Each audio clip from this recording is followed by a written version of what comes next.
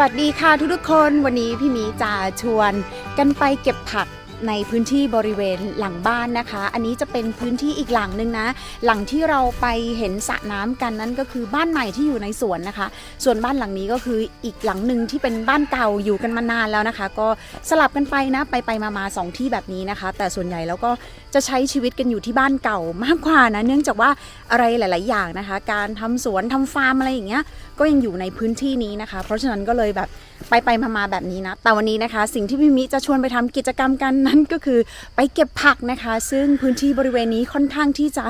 ที่ดินมันสวยงามนะคะดูเหมือนเป็นป่ารกๆหน่อยนะแต่ก็มีพืชผักสวนครัวให้ได้เก็บผลอยู่ค่ะ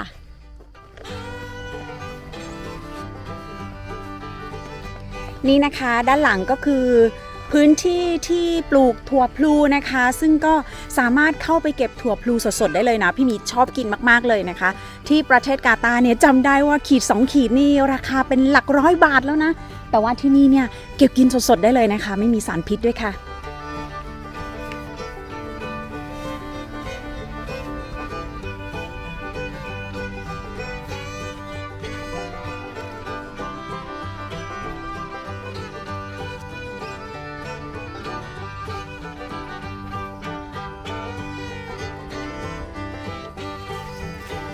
อันนี้คือต้องบอกก่อนนะคะว่าทำแบบปลูกไว้กินเองภายในครัวเรือนนะคะอันนี้ยังไม่ได้ขายนะแต่ก่อนที่มันเต็มมากๆก็มีการเก็บไปขายด้วยนะคะแต่ตอนนี้ก็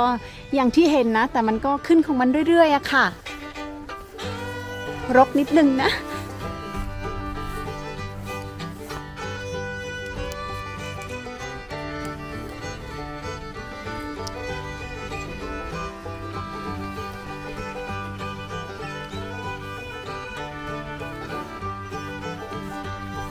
อันนี้ก็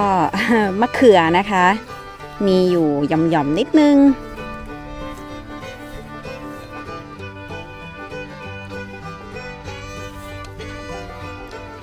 วันนี้พริกขึ้นสวยเลยค่ะ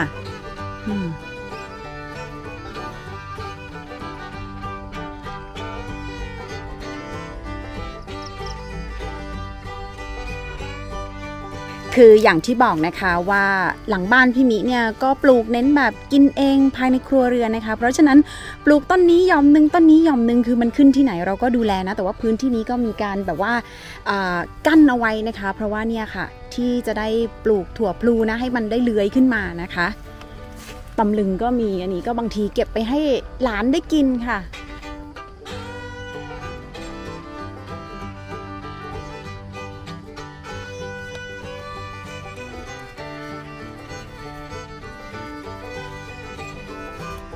นี่นะคะสวยมากๆเลยนะ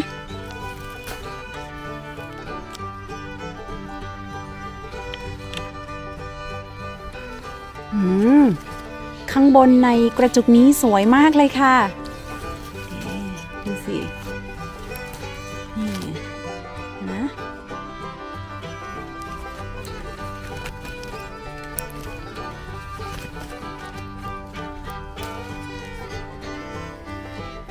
อันนี้คือแบบอ่อนๆเลยนะคะเวลาที่เอาไปกินกับแกงกินกับข้าวเนี่ยหรือว่าทำยำนะคะโอ้โหอร่อยมากๆเลย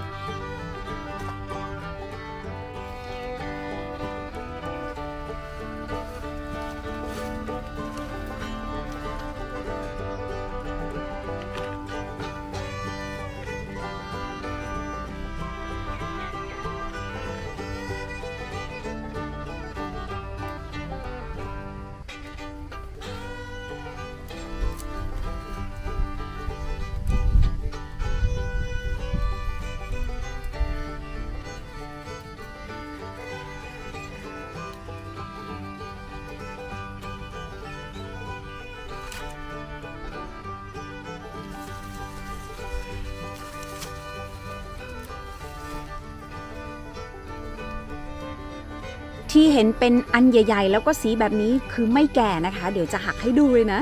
เนี่ยมันอ่อนมากนะคะกรอบด้วย คือปกติเนี่ยถ้ามันแก่ใช่ไหมเวลาที่เราหักออกมันก็จะมีความหนืดๆนะคะ แต่อันนี้คือแบบนะ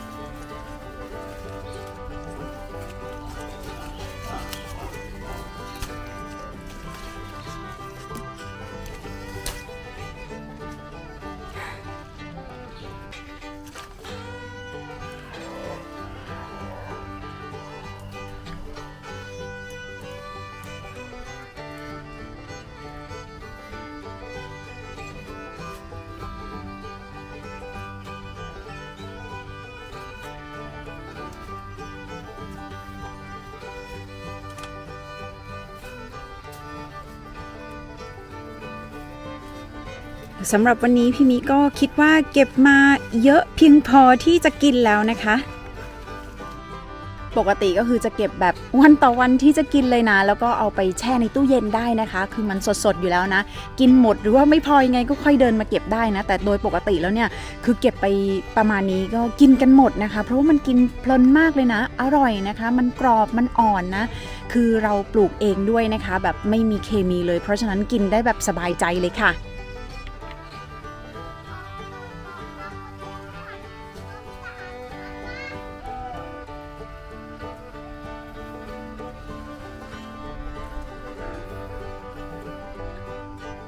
ลูกเบลเลอร์เลยค่ะ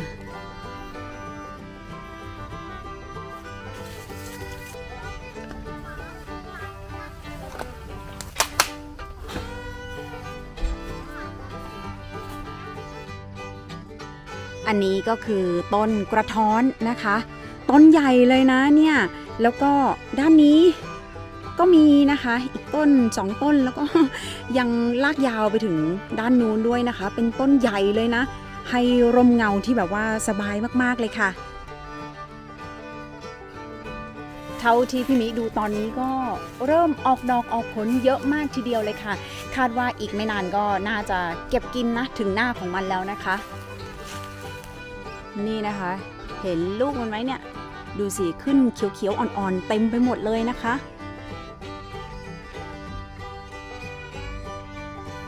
พอมันได้ที่นะคะมันก็จะแบบเหลืองเต็มต้นเลยนะ เก็บมากินกับน้ำปลาหวานนะคะโอ้โหนู่นนะคะพี่มิเห็นเป็นลูกๆผลสีเขียวแบบเต็มไปหมดเลยนะคะข้างบนไม่แน่ใจเหมือนกันว่ากล้องเก็บรายละเอียดให้ได้แค่ไหนนะแต่คือแบบโหขึ้นออกมาเยอะมากเลยค่ะใต้ต้นกระท้อนก็มีใบเลี้ยงนะคะอันนี้ก็ขึ้นมาเป็น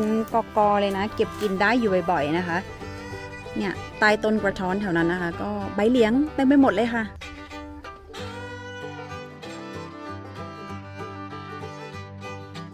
เวลาที่กินเมี่ยงนะคะก็คือใบอย่างนี้เลยค่ะนี่ขึ้นมาสวยๆเลยนะอ่อนๆนะคะเต็มไปหมดเลยนะ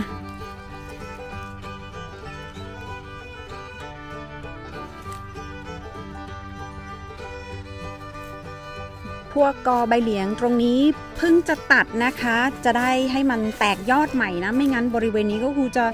เต็มนะคะเป็นกอใบเหลียงเต็มไปหมดเลยแต่พวกนี้เดี๋ยวมันก็ขึ้นนะคะขึ้นไวแล้วก็ดูแลง่ายค่ะดงใบเหลียงนะคะด้านหลังก็คือ ทั้งนั้นเลยนะมันก็ขึ้นอยู่ในพื้นที่บริเวณแถบนี้นะคะเก็บกินได้แบบโอ้บางทีส่งขายไปเยอะก็มีนะคะส่งไปให้ญาติที่กรุงเทพกินบ้างอะไรบ้างนะคะเวลาที่มันขึ้นเนี่ยมันขึ้นเยอะจริงๆนะ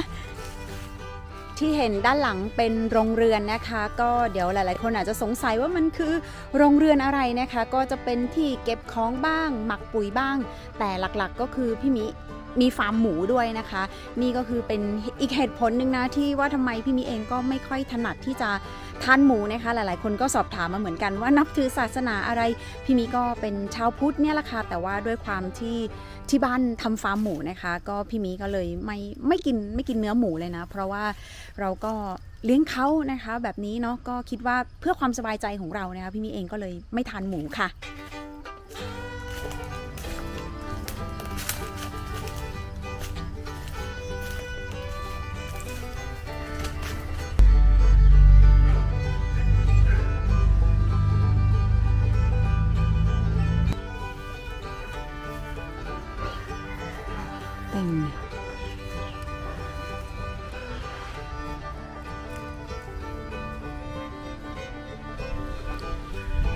อันนี้คือต้นทุเรียนน้ำนะคะ ผลของมันก็จะเขียวๆแบบนี้นะ อันนี้ยังแก่ๆอยู่นะคะ เดี๋ยวอีกสักพักหนึ่งก็คงจะได้กินนะ ดูสิมันก็จะขึ้นเป็นดอกแบบนี้ก่อนนะคะ สีเหลืองๆนะ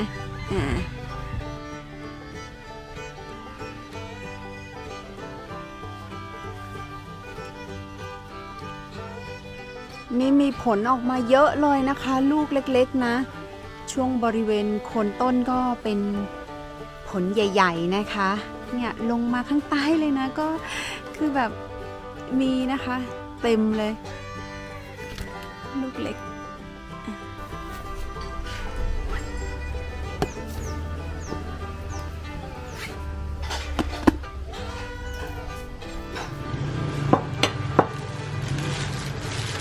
ผักสดนะคะที่เก็บมา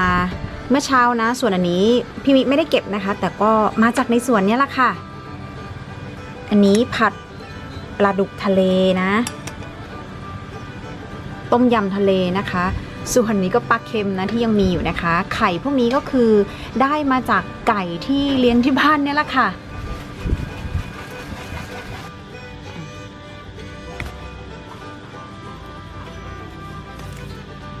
ก็ว่าจะเริ่มกินข้าวแล้วนะคะหันไปเห็นมะเขือยังไงขอไปเก็บมาเพิ่มอีกสัก 3-4 ลูกค่ะ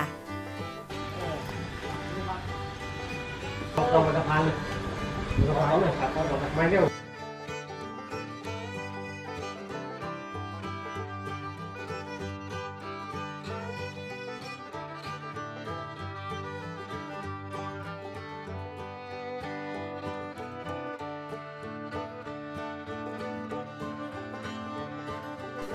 วันนี้ก็เป็นอีกหนึ่งมื้ออร่อยแบบง่ายๆสไตล์คนใต้บ้านเรา